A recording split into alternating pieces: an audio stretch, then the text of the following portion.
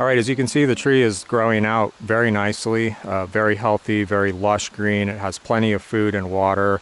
I've got this nice mulch, so it has very little weed competition. I'll probably come out here with a hoe and just hammer these few weeds here. So I'll just knock those few out and then I'll be done for the season. I may drop some water on it. I think it's probably fed well enough for the season.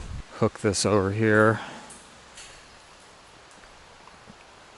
All right, so let's catch everyone up on this tree in case you didn't see the previous video. I don't know what the name is, but I'll put it on the screen so you can go watch it. And basically it's just about training fruit trees, and we use this pear as an example. So earlier this year, this pear was a single stem all the way up. None of these side branches existed. They were just buds. The tree was growing away from the shade of these large tan oak trees, so I tied it back here. I also just grew really fast because I fertilized it and watered it a lot, and it just became kind of lanky. And I tied it so that it can still move. You know, I don't want to put in a rigid stake and then tie the whole tree to that.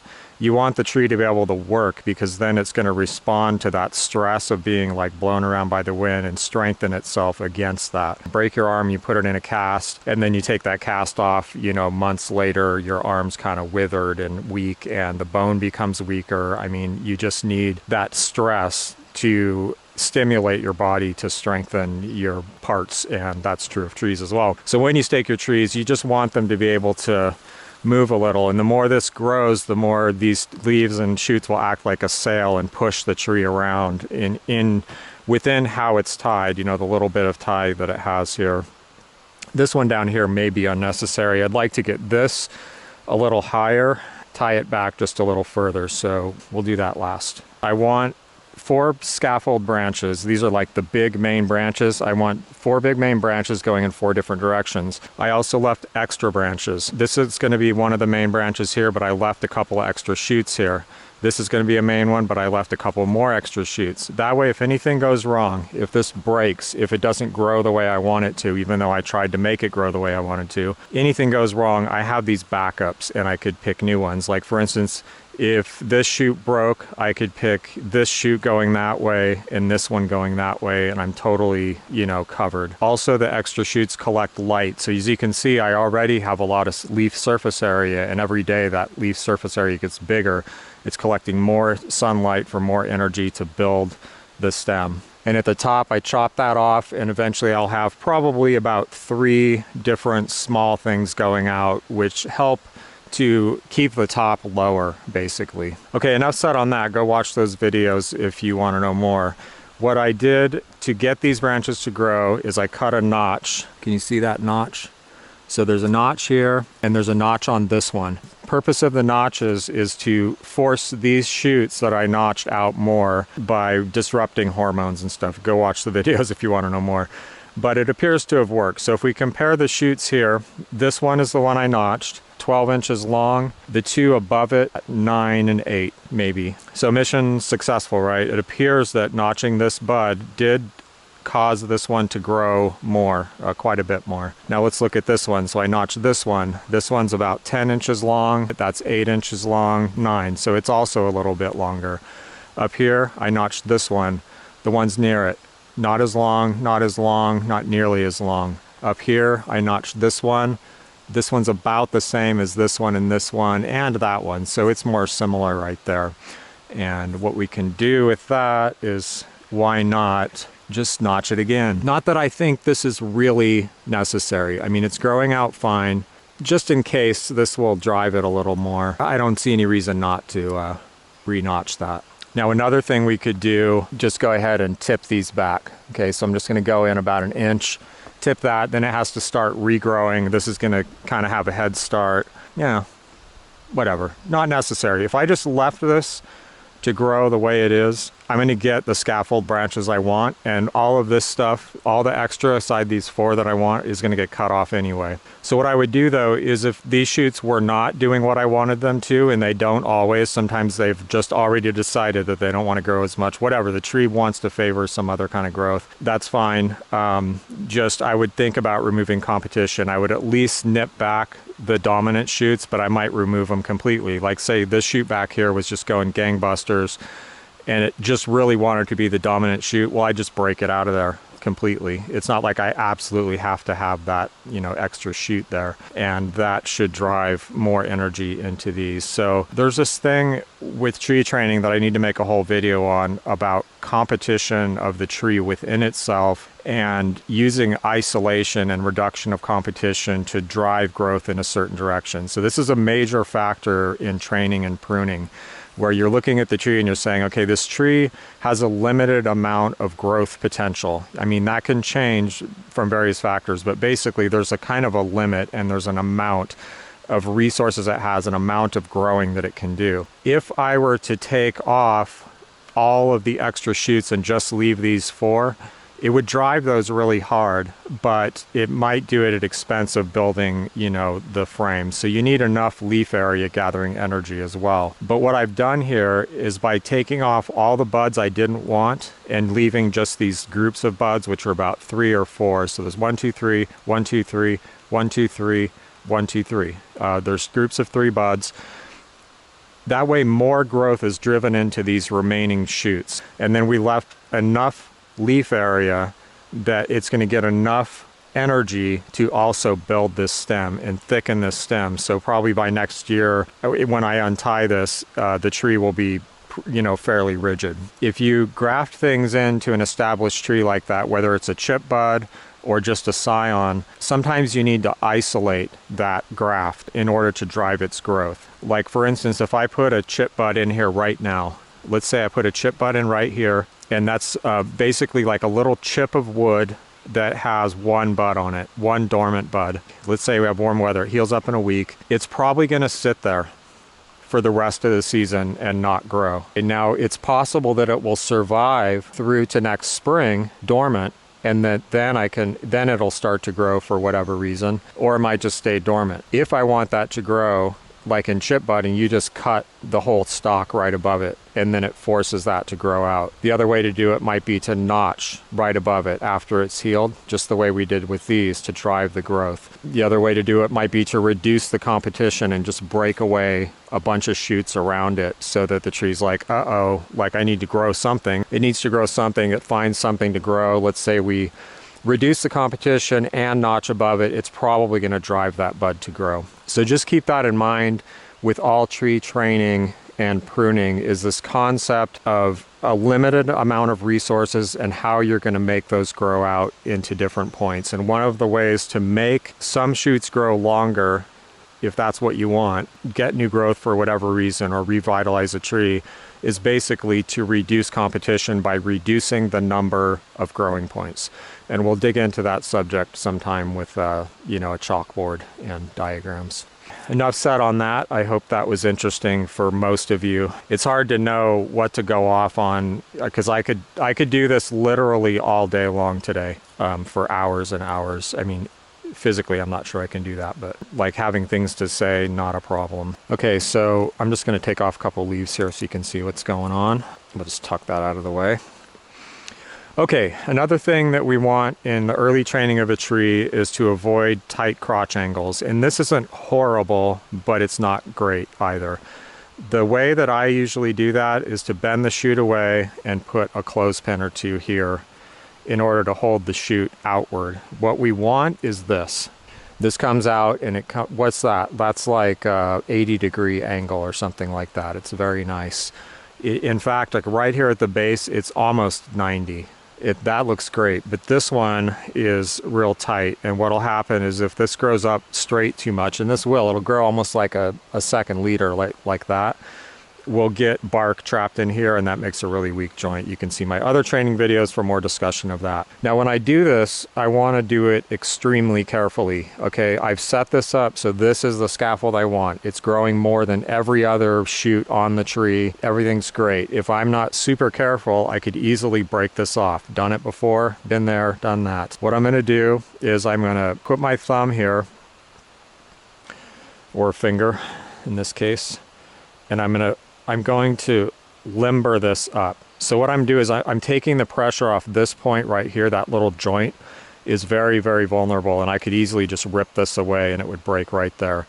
So I'm taking the pressure off that by putting my thumb here and supporting the wood, and I'm bending the shoot right here, like a 1/4 inch up. That's where it's actually bending. That's where the stress is.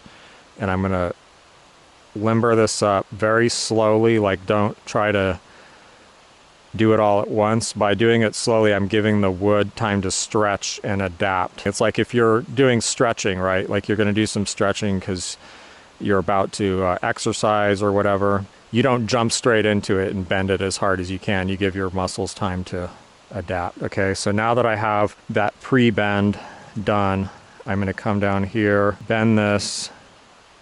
The clothespin essentially goes kind of on top like that. And now I have 55 degrees. That's, you know, that's pretty good. Now another thing you can do is just add another clothespin. Also, if you have a collection of clothespins, go through and find the ones that are the strongest. But I think I'm gonna try to do a little bit better here, just because I think I can. But if I'm, you know, if I think I'm gonna break this, I should stop. But I don't think I'm going to. Oh no, I broke it. Tragedy. Okay, well, let's see what we can do with this, because what I think is that I can wrap that and it'll heal up, and that'll give us something to look at later. Well, I guess I don't know my own strength. If I even let go of this at this point, it might break off. I don't think it can support its own weight. So fortunately, if this doesn't work, which I think it will, I have an extra shoot up here. I have one here. They're growing closer to the other shoots than I want them to, but should I have waited? I don't think so. I think this is actually a pretty good time to do it. I just should have stopped, not been so overconfident maybe. I don't know, it's hard to say, you know, it's hard to know. I mean, I want to achieve the goal, so I tend to take chances more than being conservative with stuff like this, because I also want to know what happens. You know, now I just put this in my internal catalog for next time. So I'm going to go grab some grafting tape. We'll be right back. Okay, I have this grafting film. I had bought this basically as a review test item on Amazon. Just, you know, I test stuff like that, and I always want to get stuff and check it out so I can recommend it or unrecommend it. And I really don't like this stuff that much. It's a little bit hard to work with. It has some benefits, but I've been trying to use it up. Normally, like most of my grafting this year was done with strips of these plastic bags from soil, you know, and fertilizer for potting mix. These are excellent. They really leave very little to be desired. If you get a sharp knife on a board, you can just rip these things out in large quantities, and one bag will do a ton of grafting. It's really not even that much work, but I ran out of these. It's the strips that I had prepared at some point, and I just grabbed this and started using it, and now I'm trying to use it up. So there's really no reason that I can think of that this shouldn't heal up quickly, and it probably won't even check the growth of the shoot very much, but we'll find out. This is a good opportunity to have something to follow here. And yeah, like with this stuff, if you break it like this, it's so thin and sticks to itself so easy that it's kind of hard to work with. So you sort of have to leave it on the roll to use it quickly, like efficiently, you know. Plastic wrap, it sticks to itself, and when it becomes folded, it starts to be a problem. So I do want to wrap this real tight so that it acts as a sort of a splint to keep the joint there immobile so it can heal. So see, now it's all bunched up and you can't really just stretch it back out. I'm not a huge fan of this grafting film. It's pretty cheap, but I would go with great budding tape, which is the narrow white tape. It's about 3/8 of an inch wide. It's white PVC. This feels pretty weak, so what I'm going to do is just, I'm going to add a little splint right here. I'd say there's like a 99% chance that this is going to heal up and grow fine. I don't think the shoot will wilt. I doubt it'll show a really significant check in growth. I think that's much more likely. But as far as it not making it, not healing up, I just don't see any reason it wouldn't just heal right up. The plant's alive, you know, grafting is easy. Just like us, you break a bone, immobilize it, it's going to heal. Your arm's not going to just fall off. I think the only real problem I see here is if that joint isn't immobilized enough where it's broken, and it looks like it may not be, like right down here, that it'll keep moving and it won't heal up. So let's wrap right down to the base here and wrap that nice and tight. Just more immobilization. This is a real important concept in grafting in general. I see a lot of people wrapping their grafts pretty loose, like not really putting enough wraps around it or not pulling them tight enough. This is one of the great benefits of these stretchy grafting materials, like strips of plastic bag and budding tape and stuff, is that you can get a really good stretch on them. And each time you do a new wrap and stretch that tight, it has a cumulative effect. Each stretch on each new wrap really contributes to the entire rigidity. Okay, now that feels very rigid, so we're good on that. We don't need this anymore. This was just to keep it from breaking. And still, because I'm full of dash and daring do, I'm going to still bend this down, because I have no fear. Okay, so now we have a shoot that's going out. This angle looks pretty good. It's 45 degrees now, and 45 degrees or more is the goal. 45 degrees is totally fine. I'm just gonna add another clothespin and bend that just a little bit further. And we'll check up on that later in the summer, sometime in June probably. Okay, so let's do the next one. Hopefully we won't break this one. And again, you know, just this notch is actually not healed up yet, but it's close, and I'm just gonna renew it a little bit. If it has any influence, great. And I don't think it'll affect the rest of the tree negatively, so why not? Okay, so again, I'm gonna support right here so that I'm bending the shoot and not this joint. Just don't put stress on that joint, because if that joint breaks, it's going to snap right off. Okay, that's a good angle. We are at like 45 degrees. And try not to overdo it this time with my macho orchardsmanship. It's actually hard to get this over onto here. There was a little bit of stress on that joint. I could just feel it, because, you know, even if you support it here, when you let go, there's some stress on that joint. So one thing about notching these shoots, which I'm going to be trying to really observe, and I can see already on this tree, I think, is that notching these may have a tendency to make them grow more upright, because it's telling the tree that these are main growing points. They want to be their own leader. They want to be like this and grow up. Now we want that because we want these main scaffolds to compete with the top of the tree. And that's because we're trying to establish something called codominance, which means that these four main branches, the main scaffolds, compete with the top of the tree for dominance. Whereas if we just let this tree grow naturally, there's a good chance that all these shoots on the bottom would grow more horizontal, like this right here. This one's fairly horizontal. Most of the branches that aren't notched are more horizontal, and that they don't really compete so much with the top of the tree, and you end up with a tree like that, which is a big pyramid. Like these trees growing out in the open where they can get full sunlight, many trees will tend to grow as a pyramid. This one's another example here. That bay tree is a great example. So you see that tree? Get over here where there's less glare. See this bay tree? Aside from down here where it's competing against this tan oak, it has a pyramidal shape. It has two leaders. So somehow maybe a deer bit it off down there. It probably did every year for years. But finally 2 points came out, and they they're codominant. You know, they're almost the same height. That one's only like a foot higher. And they're growing in this pyramidal shape. And all the other branches down here are being sent outward. And the tree at the top is telling those branches, we're on top, we're king of the hill. You're going to grow out and form the canopy and gather light. So now we have this really efficient tree shape that's like a big solar panel. As the sun moves through the day, there's all this leaf surface area going out at a big slope. It's going to collect light efficiently, just like if you have solar panels, you're going to tilt them in a certain angle to catch the sun more directly. But this pear tree is extremely vigorous. I mean, it grew from this point right there where the white paint is, all the way up there, and I cut some off in a single year.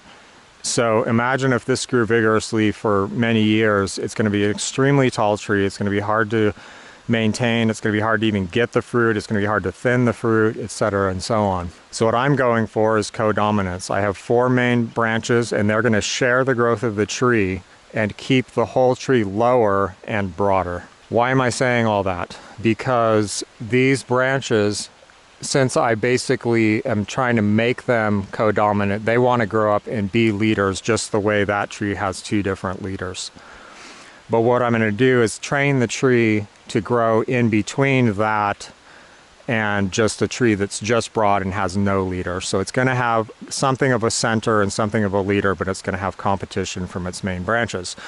Now it seems to me that there's a general trend on this tree that the branches which I notched in order to force them to be more leader-like and compete with the top had a tendency to come out at a sharper angle. Like for instance, this one. You see how sharp that angle is right here?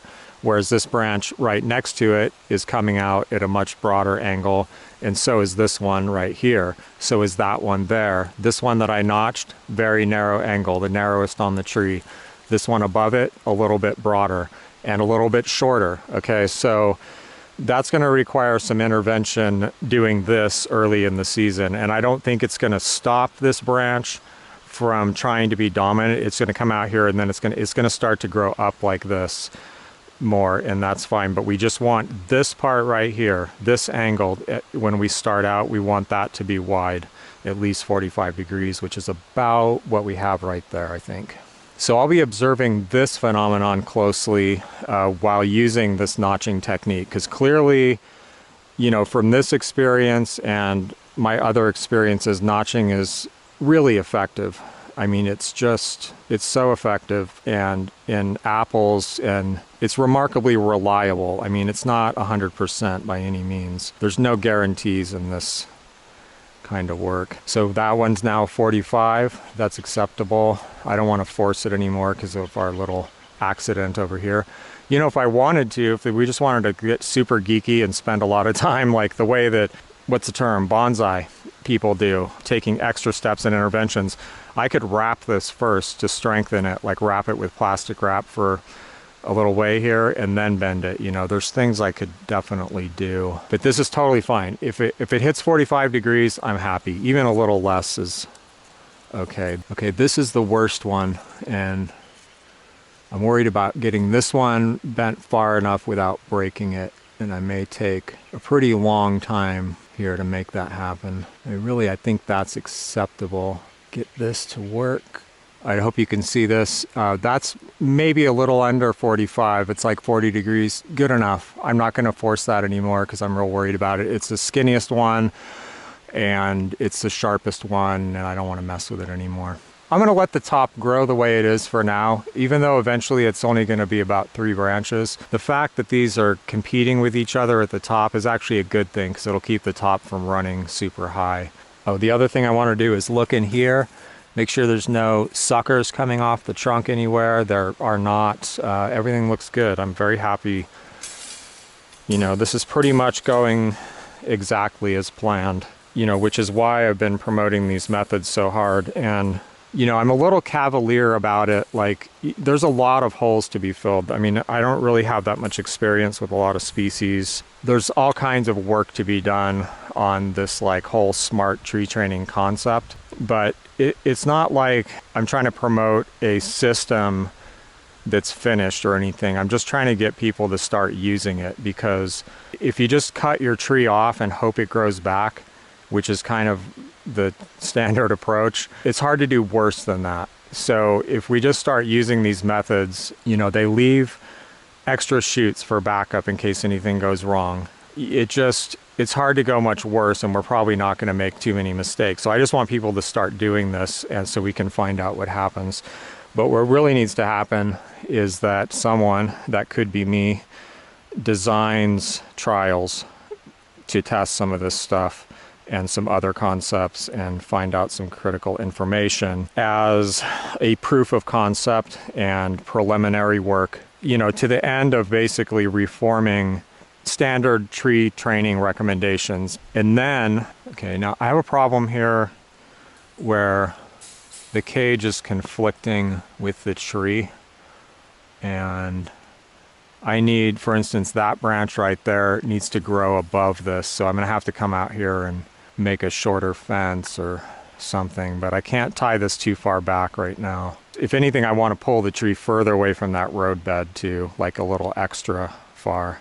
Yeah, that looks pretty good, but you know, within 2 weeks, that shoot might be starting to hit the fence, so I'm going to have to deal with that at some point. And we don't want the wind like blowing that shoot and scraping it against the fence. I want that shoot to grow unchecked. So here's what this splint looks like. I just put a little stick here, and honestly, I didn't even look at it. Like, I never actually even looked closely to see what the damage was. I just knew that it was still attached. You know, that's good enough for me. Like I said, you know, it's like 99%, unless, of course, something goes wrong, like it gets broken somehow. But it's quite rigid, and it's very well supported, so this will heal up very fast, and by the time I take off this plastic wrap, I'm sure it'll be self-supporting.